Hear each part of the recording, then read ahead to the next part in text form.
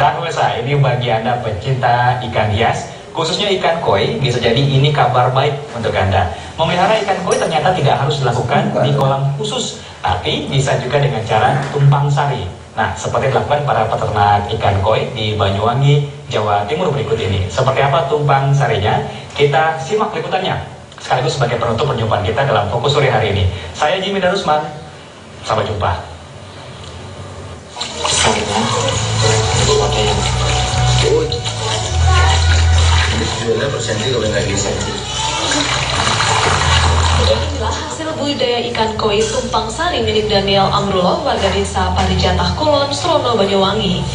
Selain ikan koi sebagai budidaya utama, ada 3 jenis bibit ikan lain dalam satu kolam, yakni ikan nila, tawes, dan gurame.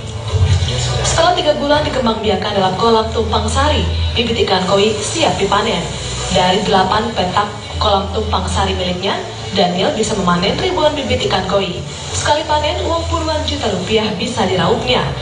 Hasil ini di luar penjualan ikan-ikan koi khusus. Tanahnya itu dibikin subur, sehingga jasad ini, cacing dan lain sebagainya itu bisa tumbuh dengan baik. Yang pertama, yang kedua, ketika kita memelihara ikan, ikannya itu dicampur antara nila dengan koi, koi dengan tawes, atau gurame dengan koi.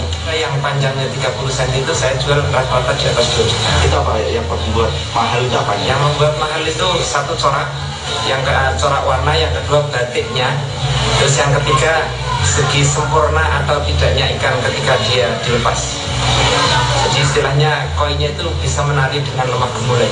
Menurut Daniel, agar ikan tumbuh besar secara merata, perlu diperhatikan perbandingan jumlah ikan koi dengan ikan jenis lain dalam satu kolam, yaitu 1 ikan koi berbanding 5 ikan jenis lain. Selain itu, dibutuhkan pula ketersediaan makanan alami dalam kolam. Karenanya, penting untuk menyuburkan tanah terlebih dulu sebelum dibuat menjadi kolam.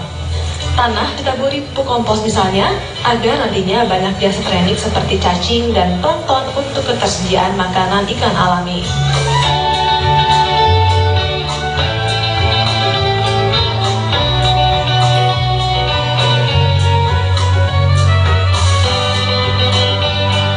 Rosalim, Indosiar, Banyuwangi, Jawa Timur.